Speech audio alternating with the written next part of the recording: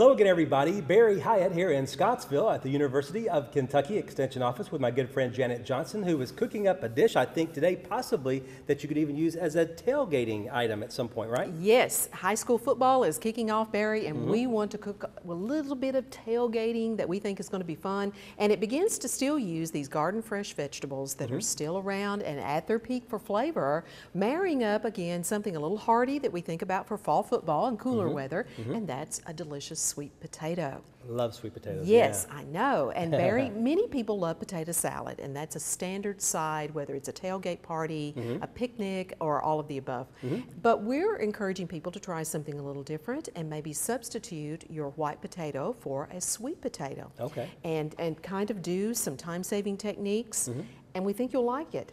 It's good, this recipe, as a cold potato salad, or it is even better as a hot side dish. And I bet I will love this. I think you'll love it. It's a very different type of recipe. So to start with, Barry, what we've done, we have taken, of course, standard sweet potatoes, and we have actually peeled and diced about 3 cups. Okay. Now, I would urge you to even consider not dicing the potato, maybe cutting it in larger chunks. That may increase your skillet cooking time, but ultimately you'll have a chunkier salad, okay? If you really want that chunky feel, so think about that. Slices will be bigger. Slices will be bigger, chunks of potato. These are diced, as we have on the recipe, but that is going to give you a different texture, okay? So what I've done to get this to cook faster is I just put a cup of water in a little saucepan, put the potatoes that we had diced, the 3 cups, in the saucepan for just a second to let them almost blanch, you know, just begin to soften. Don't cook them too long. That will really add up to a problem later on, you know.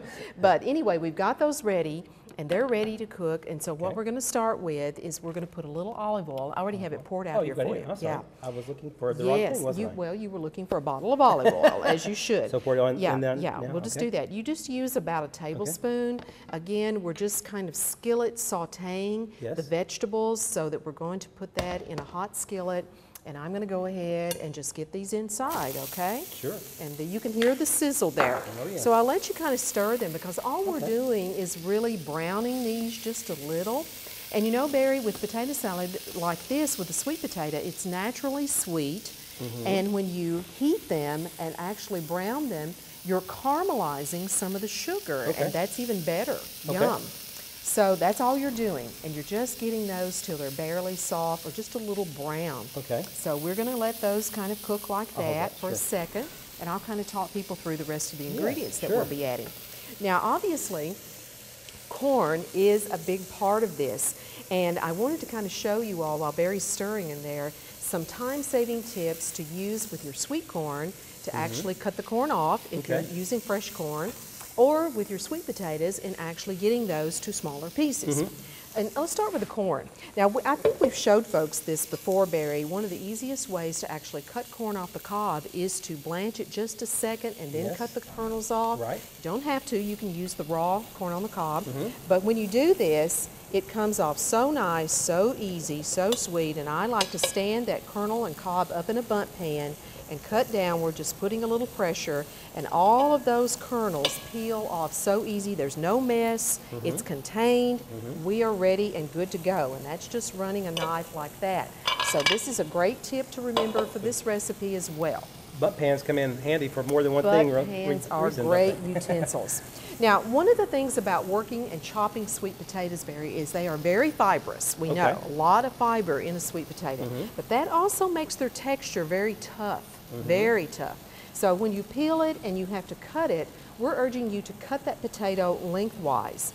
Cut it lengthwise, and you need a good sharp knife for that. This is a Santoku knife. A Santoku knife, Barry, is again, it has the old butcher knife look to it that people are familiar with, but it has little ridges on the blade. Now those little ridges and indentions actually help you when cutting a potato because it lets the potato slip away easier. So it's much easier to cut with when you're working with potatoes. These come in all price ranges. You can get really expensive ones, but you can get really inexpensive ones too. You know, so consider this type of knife when doing this. So you're cutting lengthwise with the potato, and then you're just cutting planks off the potato. And once you do that, then you're cutting those planks into a certain thinness. Then you're ready to take that and just kind of cut down with your Sudoku knife. Again, it's nice and sharp, and look how that releases. Wow. With some knives, it would stick in the potato. Sure. Not with this knife. It's going to go right down through there, so that we're actually then cutting those in little tiny narrow slivers there in strips, and then we simply turn them a quarter turn. We come back and we cut the potato into pieces of the size that you want. But that's an easy way to cut those sweet potatoes. As opposed to dicing, as you were saying earlier. As opposed to dicing, that's right, and cut them in a little larger piece. So how are we doing there Well, on, how do you think? I don't on know. our time? I guess You're the if expert I here. turned the burner up a little bit more, it would be okay. But Okay. all we really want to do is actually brown them. And then you're doing great. I'm turning the burner up on our cooktop so that we have a larger heating surface, and that's going to make it go faster. Okay. So what you do is you take about 7 ears of fresh corn, cut the kernels off, and that's it. Okay. Or you can cheat a little bit. Not that you would ever do that. Not that I would ever do that. But you see that little package right there beside Right you here. that came out of the freezer. There you This go. is a package of bicolored corn, and it's called Deluxe Baby Vegetables Baby Golden White Corn. So it's extra sweet petite. Okay. And that's what actually I have over here. I didn't actually cut off all this corn. But you can see that it looks pretty much like what we would expect fresh corn to look like. It's a smaller kernel, it's very sweet, and again, it's very convenient. Yes. Okay? So I'm urging you to think about this if you're short on time. Now, you may even want to grill some cornberry and then cut the kernels off over here. Okay. That would really it would, the that flavor. Yeah. It would really so there's a lot of ways that you can prepare and get your vegetables ready for this. You know, grilling your corn, cutting the kernels off, blanching the corn, cutting the kernels off, or you can pull a little corn out of the freezer there too. Now we're heating up here as well, and you know, one thing though, I'm going to go ahead and we're going to put the other things in because you know, even though we want to brown and kind of steam this a little bit, we don't want it to get too overdone. Right. Because it will resemble hot potato salad where the potato begins to kind of melt and kind of mesh together. And so we're going to do this. The next thing we're going to add is we're going to add peppers. And this is what gives beautiful color to this recipe. It makes me think of Christmas. Just It looking at that. is. It's just beautiful, isn't it? We've got the deep orange of the sweet potato that is going to give us a lot of flavor oomph and a lot of great nutrition with that, by the way. Yes. And then we're going to add a red pepper that we've chopped and diced, and a couple of small green peppers. Yeah. So you're just going to put those in there, and we're going to steam those until they're tender. Just a few minutes. It won't take long at all. There you go. And this is something that you can do and get these ready ahead of time, like for tailgates, etc. But this is just a wonderful side dish too. And I just love the color. I know. It's so wild color. because it's like, I mean, the orange really is it's beautiful, different isn't it? against the red. The red and the green kind of would be in the same kind of family to me, but the Yes. orange, it gives it that extra oomph, I guess you could Oh, say. it is. It's pretty just cool. really a pretty recipe. And to we know how use. difficult it is for you to admit that you like the color orange. That is true, Barry. Unfortunately, blue sweet potatoes, but you know, are kind of. Although I did have some blue cornmeal muffins in Dallas, Texas over the weekend. Oh, so, wow. So I was kind of excited about that. Were they pretty good? Yeah, they were very good. Yeah. They were. So go Big Blue, you know. Right there. We digress, don't we? Yeah, we always do. So we're just kind of spinning this and cooking this until it's somewhat tender. The vegetables are tender, about 5 minutes or so. But you know, we're going to rush it. But you can see that these will begin to crisp up. But do not overcook. You know, don't get tempted to say, oh well, just a little longer, because things. What happens if you do overcook? They just tend to wilt, and they're not as pretty. Okay. It doesn't mean that the taste is not there. It is. But if you really want it to resemble a salad, then you want to hold those shapes, you know, like that. Very much so there too.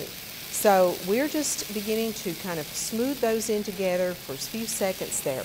Now, the next thing that we're going to do is we're going to get the onion ready.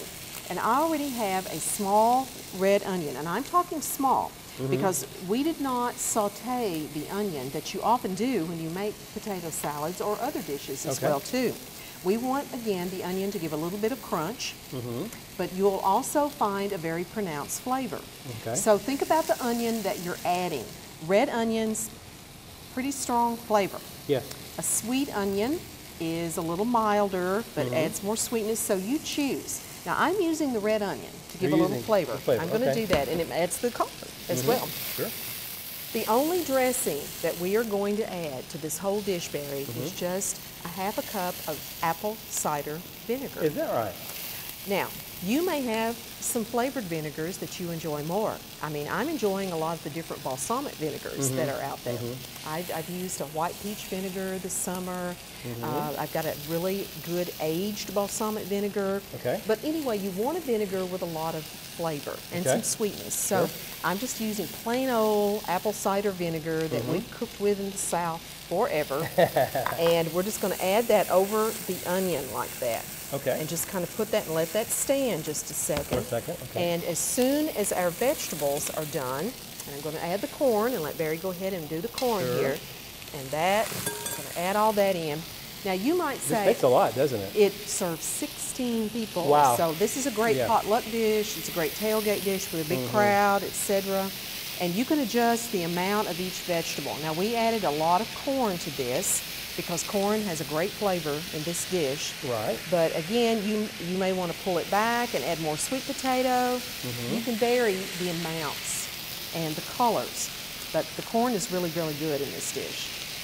And we're just going to kind of I'm cook making that a little bit of a down. mess out here. Well, that's okay. I'll slip in here and get a spatula and kind of help you turn and stir and kind of get things from the bottom up, as they say. Yeah, you're better at this than I am, for sure. Well, that's okay. It's kind of like kind of working and folding things in. Okay. And all we're doing is using the steam of the vegetables to kind of cook them. Okay? And get them actually together. You know, in some ways, this kind of looks like a vegetable salsa, except we do not have a tomato product in it. Right. But it actually works in a similar way. And it is beautiful. All It's those a colors. gorgeous, gorgeous dish. And again, it's going to be the kind of dish that you can make up ahead of time and keep on hand. We have an excellent recipe that does a variation of this dish, Barry, that actually takes some bacon and, you know, you kind of cook the bacon, then you add your corn and tomatoes and your peppers. Makes a really good dish too. Oh, I bet, so we really like skillet dishes here, you know, one dish meals like that. But this is a wonderful dish, okay? And you can see that this is cooking and heating as such. Now, when you're purchasing fresh corn, Barry, remember to always check the silks. Are they still moist? To check, again, the husk. Are they not completely dried out? And to pull back a little bit of that husk and put your finger on the kernel. You should have an indentation. If it's rubbery, that means it's probably too mature to use. It's going to be a little starchy. So when you're buying corn, really look for those things. That makes sure that you get a good corn like that. Okay, so we kind of stirred this dish up, and again, the amount of cooking time is going to depend on your preference for the vegetable. We're going to coat these onions just one more time here too. And then we are going to add these vegetables to this mixture. That's going to be the next step that we do.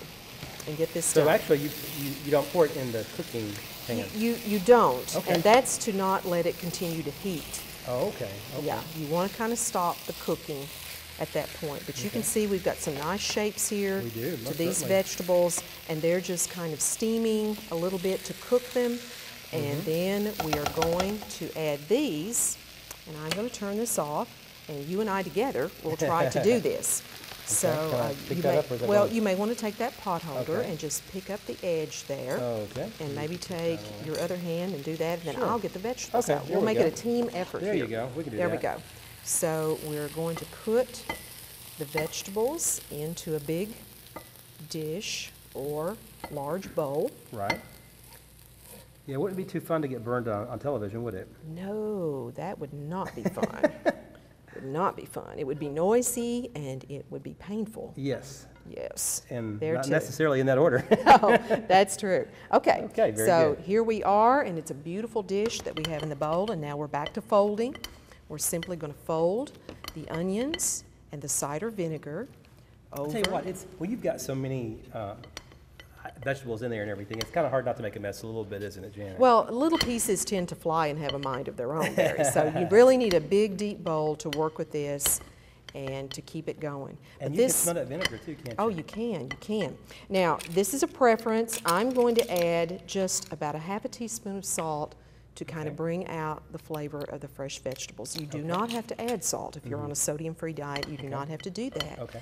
But it kind of perks them up just a little. And again, we're looking at a dish that will give you 16 1/2 cup servings, only 70 calories in this dish. This is a very, very low-cal dish. It's very fun, and it's wonderful to use. And I think you've done a great job holding the shape of those sweet potatoes, Well, Barry. thank you. I did my best there. You did. Like Tough I work, but said, somebody's got to do it, right? you know, this is kind of a hot dish like this.